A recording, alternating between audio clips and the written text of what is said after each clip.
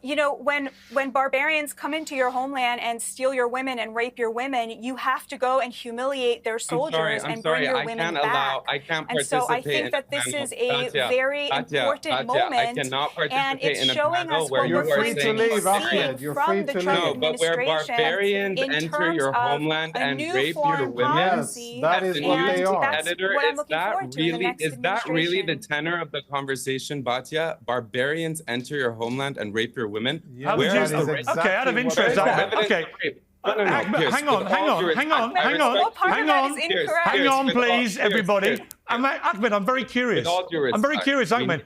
If you don't call what happened on October the 7th barbaric, acts of atrocity committed by barbarians, what would you call it out of interest? What do you call it? No, I'm asking Israeli prison. I'm not playing whataboutery. I'm asking about your indignation about the categorization of what happened on October the 7th as barbaric. Come on, we didn't join Piers. The answer to your question, the reason I started speaking is because she called it barbaric. I didn't take issue with that use of, that's on her to use those adjectives. I took issue with the facts that are not accurate. She's claiming women were raped systematically or whatever. That is not true. Let me. Israel's own prosecutor let me just challenge you. Israeli authorities admitted last week that the face of pro-Palestinian activism: in denial, moral confusion, narratives over evidence, self-righteous delusions, sanctimonious arrogance, in a world where radical leftists try to replace the age of reason with the age of narratives. Islamists try to replace the age of science with the age of superstition. A man and a golden mechanical owl will form an unexpected alliance to face evil and restore sanity to this little blue dot we call planet Earth. I'm honestly shocked that people would object to calling Hamas barbarians. Of all the things I said here, I didn't expect that to be controversial. The Palestinian conflict at the information level is not a battle of logic. It is a battle of narratives. Two camps are competing. The radicals, consistent mainly by Islamists and radical leftists, united by their common hatred of the West and the current state of this world, against the patriots who recognize the ongoing assault on the free world by Islam and the radical left and want to protect it. Islamists want to destroy everything good in this world because they have blind faith that Islam brings something better. The radical left wants to destroy everything good in this world because of similar dogmatic delusions and Marxist-type utopic mythologies and worldviews. The radicals are dogmatists, not pragmatists. Therefore, by definition, promote narratives instead of any practical way to better our world, and therefore always bring misery. The reason low-level cultists can convince people is that people who are not trained in reasoning cannot recognize the difference between logical consistency and truth. You can make a convincing argument based on a mythological narrative and sound perfectly reasonable. Yeah, no, Piers, I agree with you. Facts matter, and I want to start by addressing an uncomfortable truth. Any ceasefire deal, since we're talking about a ceasefire, that leaves the illegal blockade and occupation of Palestine intact is going to be, by definition, temporary. You can describe it as a Band-Aid on a wound that requires surgery without addressing the root causes of the violence, the ethnic cleansing of Palestinians, the illegal occupation of Palestinian land. This cycle will continue. This guy seems reasonable. He said, we need to address the root cause of the problem in Palestine. So his logic makes sense. In fact, I say the same thing all the time in my videos. For every social or natural phenomenon, there are complex factors in play. But in order to engage in effective reasoning and not get lost in an endless pursuit of absolute reasoning that has no instrumental or practical value. We need to separate between core factors and secondary factors instead of identifying every single minute detail. We need to focus in the main reason that explains a social phenomenon. That is the logical part of his argument, and his logic makes sense. Therefore, he is reasonable. So someone might be convinced and go out to protest for the liberation of Palestine and against Zionism. Yet, what he said is complete bullshit. It's an argument based on a false presupposition or a false narrative. And following what he says, you will only bring more misery to this world. The only way we better our world is recognizing reality or recognizing truth and using efficiently the patterns of reality to solve problems. But if you don't recognize truth and you just follow narratives, in other words, if you don't follow the real world, the patterns of reality, and you follow your mind, the patterns of your dogma or of specific narrative, you won't be able to solve anything. The truth is that the Palestinian issue is a power struggle. It's a Game of Thrones. Okay, it's not a Nemo movie. It's a Game of Thrones movie. And unless we deal with the core problem, which is Islamic imperialism and the unholy alliance with the radical left, nothing will be solved in Palestine, if not will be grossly exaggerated. Okay, what we see now, guys, in Gaza is the result of leftist policies and Islamist policies. Okay, so if what I say now, people will listen to me, to pragmatists, and not dogmatic idiots like this guy, 20 years ago, today, 100,000 people would have been saved. Now, let me give you some evidence that the Palestinian struggle is in fact a jihad and not a liberation or a human rights struggle in its core. Okay, so that's very important. In its core. Okay, it might manifest in a human rights issue, obviously, and that is what might confuse people. So a good person sees children losing limbs, burned alive, and all this kind of thing. Okay, and he thinks, therefore it's a human rights issue.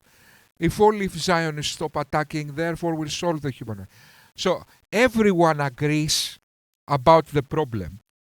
We disagree in the method to solve the problem. Yet some people who are not trained in reasoning, who are not trained in logic, confuse these things. What if Jews, during their long history in the Middle East, had converted to Islam like Arabs, Persians, and Turks? Would there still be a Palestinian ethnic liberation movement today? To answer this question, I explore some history with the help of ChatGPT.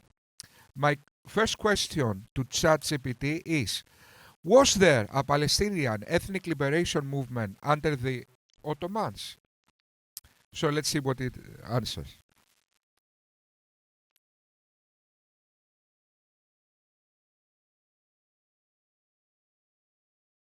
Under the Ottoman Empire, Palestinians did not generally see themselves as an autonomous ethnic group or distinct national identity in the modern sense.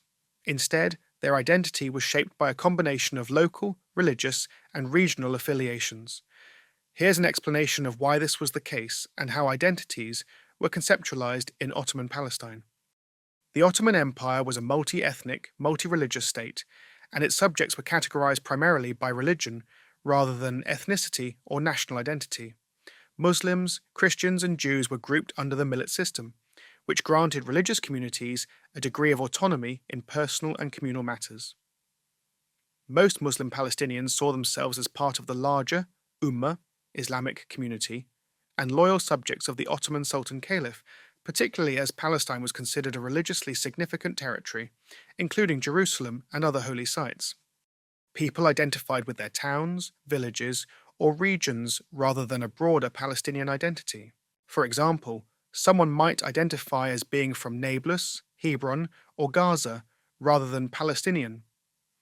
The concept of Palestine, Philistin, existed geographically, as the term had been used historically, but it did not correspond to a defined political or ethnic identity under the Ottomans.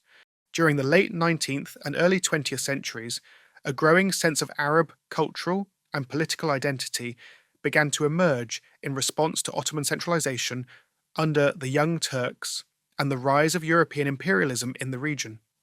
Arab intellectuals, some of them from Palestine, participated in the broader Arab nationalist movement, which called for greater autonomy or independence for Arab provinces of the Ottoman Empire. However, this movement was pan-Arab in nature rather than specific to Palestine. Palestinian intellectuals, like other Arabs in Greater Syria, contributed to this broader Arab awakening, but did not articulate a distinct Palestinian ethnic or national identity separate from the rest of the Arab world. Early Zionist immigration to Palestine in the late 19th century began to raise awareness among local Arab communities about land ownership and demographic change. This led to early expressions of opposition, but these were not yet framed in terms of a distinct Palestinian ethnic identity. Instead, resistance was largely local and tied to defending land and community interests. Conclusion. Under Ottoman rule, Palestinians primarily identified with their local communities, religion, and broader Arab and Ottoman affiliations. The concept of Palestinians as a distinct national or ethnic group emerged later, during the British Mandate period, 1920 to 1948, as a response to Zionism and the disintegration of the Ottoman Empire.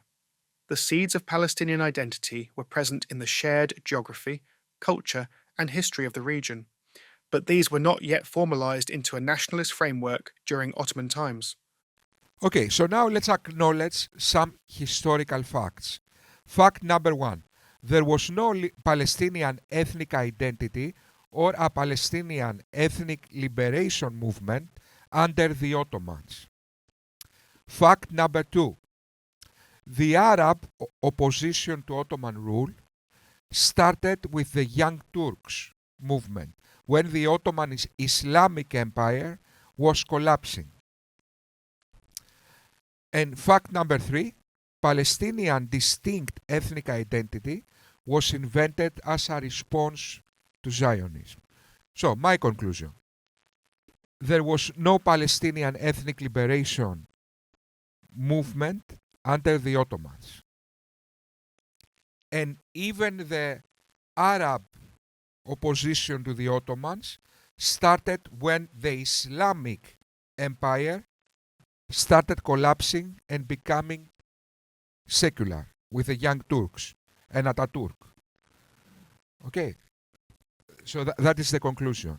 So we see now that when Palestinians were ruled by Islam, there was no Palestinian ethnic liberation movement. In the example of the Turks. Okay, so now let's go to the example of the Arabs. Back in 1948, when the Arabs did not agree to the partition plan and the Jews did, and they opened the war and they lost the war.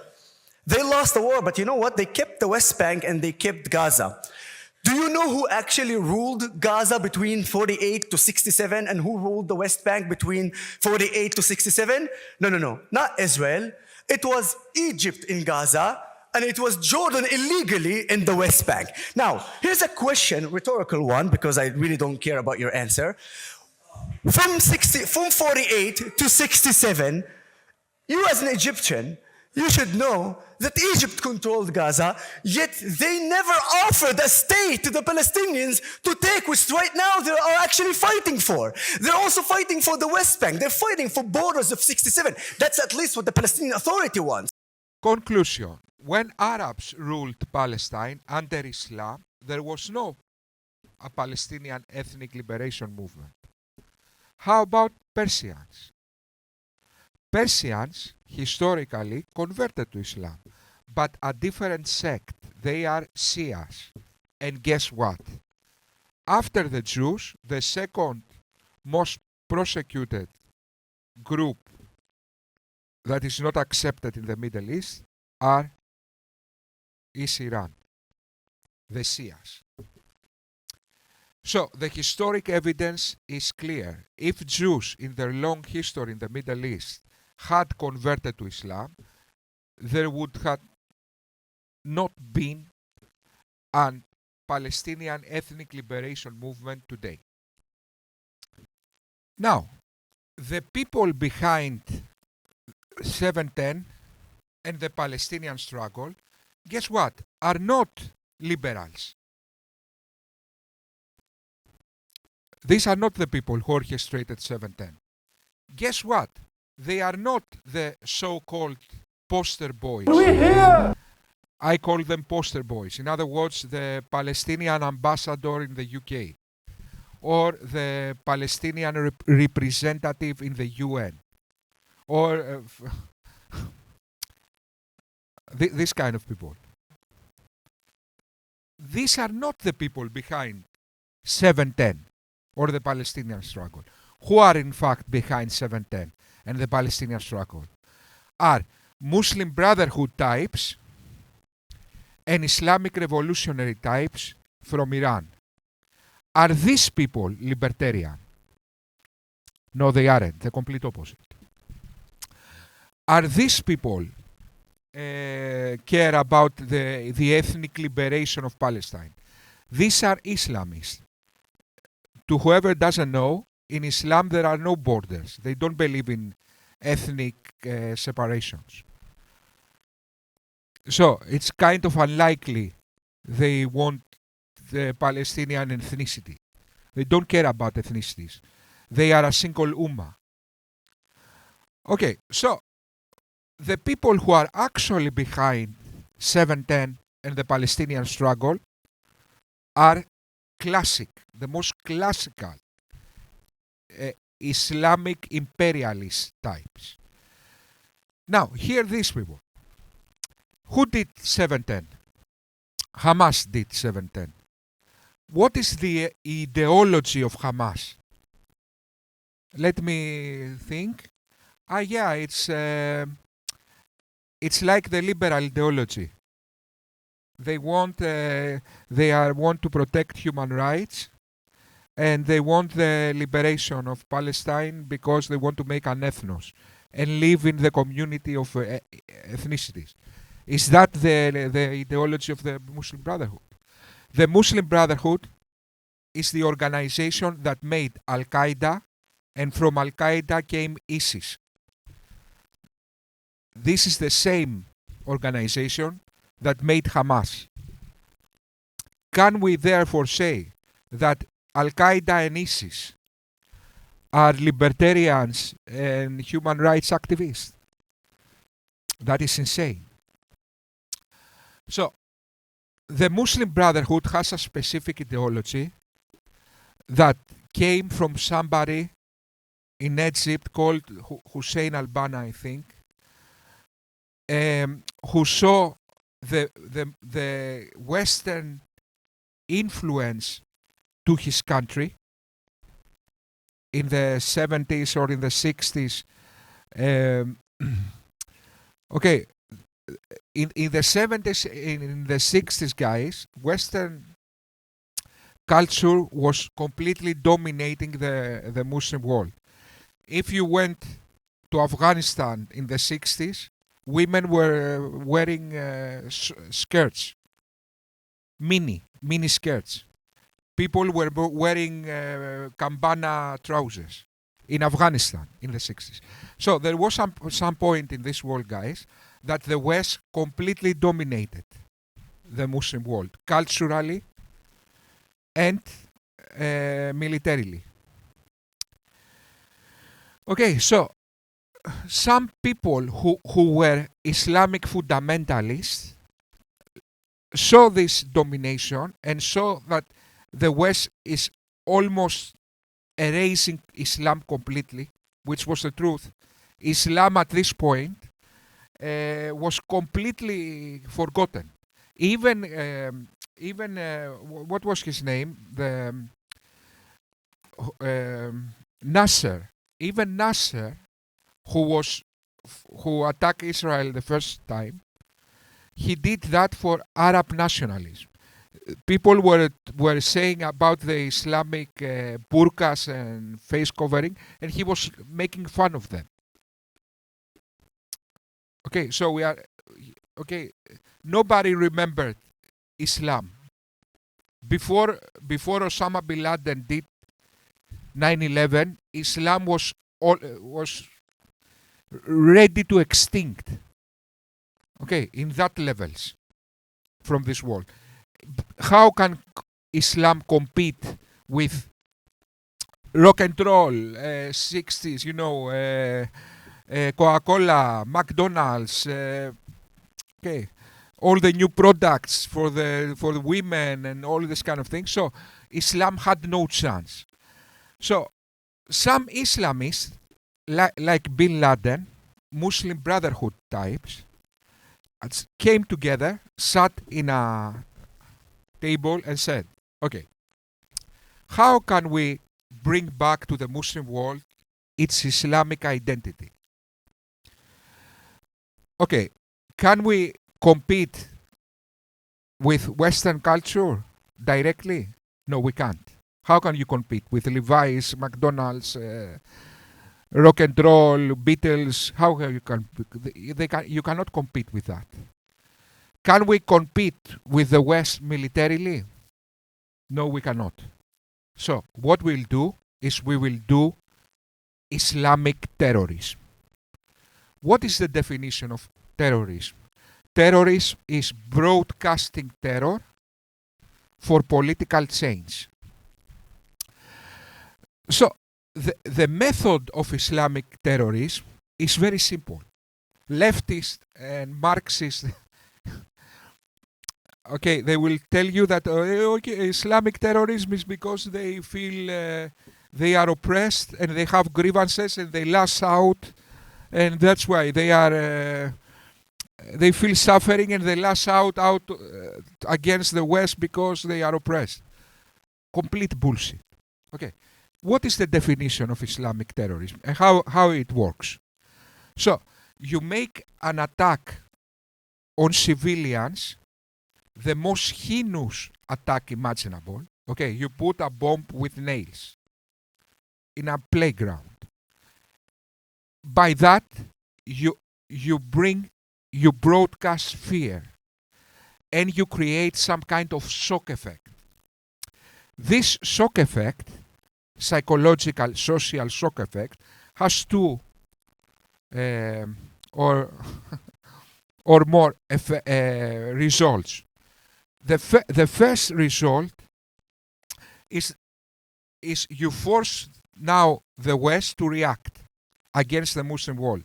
When you react against Muslims, when Islamophobia comes in place, when USA attacks Iraq or attacks Afghanistan, the Muslim world feels that is, feels threatened, and they unite against the West. Okay, so it's a method to separate and polarize communities. That is what Islamic terrorism does. So it unites the Ummah back to its roots. That is what Osama bin Laden achieved on 9/11. Okay, he forced an extreme reaction from USA. The Muslim world felt it was under attack. So let's unite now Under what we will unite? Under our Islamic roots. Okay, and Osama bin Laden was totally successful. All this new dye you see at Speaker's Corner, Mohammed Hijab, Ali Dawa, all this new generation of Muslims that are more fundamental than the old generations are the ideological children of Osama bin Laden. That is exactly his plan, and his plan worked. That's why the modern generations are more radical than the old generations. Okay, so in the same exact mindset, 7/10 happened. 7/10 had this purpose.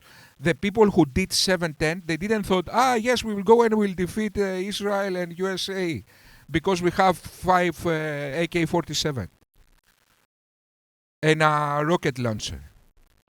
That is what we're going to do. We'll go and we will defeat Israel and USA together and all the European Union. No, they did exactly Islamic terrorism, the definition. Okay, we will create a shock effect. That's why they did this type of heinous things. Because the most heinous thing you do, the most significant is the shock effect. We will provoke the reaction of Israel. We will unite the Ummah. Okay, we will bring on our side the useful idiots from the left, who they don't have a two-step mental process. They only have one-step mental process. Already, the leftists are revolutionaries in nature, so they seek revolutions wherever they can find them. Okay, so we will unite the Ummah, we will bring the useful idiots on our side, and we will create this social unrest in order to bring political change. So the jihadists who did 7/10, they didn't lash out because of oppression. They didn't lash out because if only we were free, if only we had a Palestinian state. No, they lash out because they didn't lash out. In fact, they orchestrated and anticipated the death and suffering of Palestinians. So they orchestrated the death and suffering of Palestinians. Let me repeat that for the third time. These people, when they saw Israel attacking Gaza, they were not shocked. Yes, we didn't expect that Israel will react. No, they orchestrated and anticipated the death and suffering of their own people for their jihad. Okay, if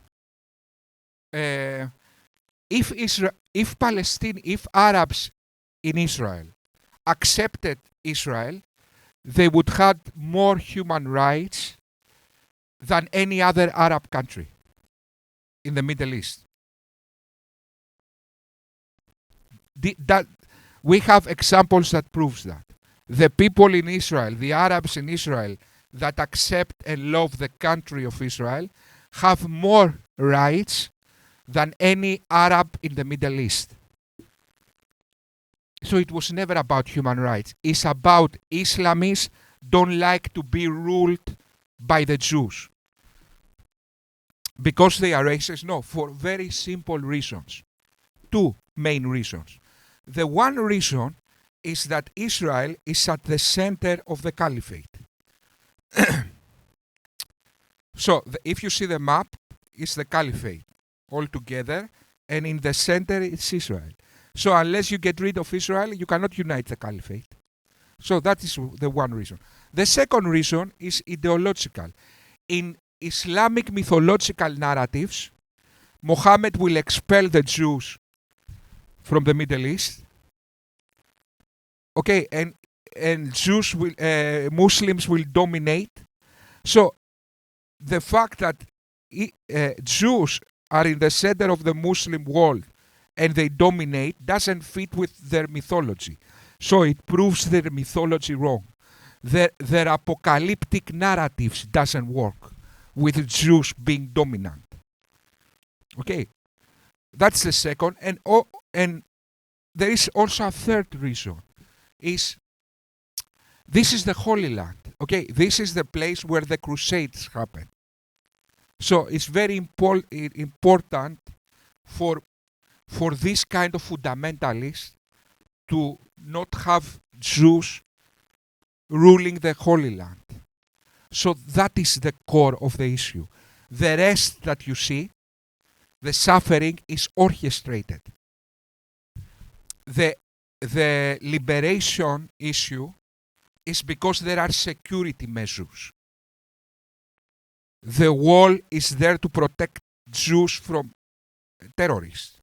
If there wasn't any terrorists, why Israel should make a wall? Why Israel should have blockades? How you call that? There is no other reason. So what leftist ignoramus fools recognize as the core of the problem, the liberation and the human rights, these are the effects, not the core of the problem.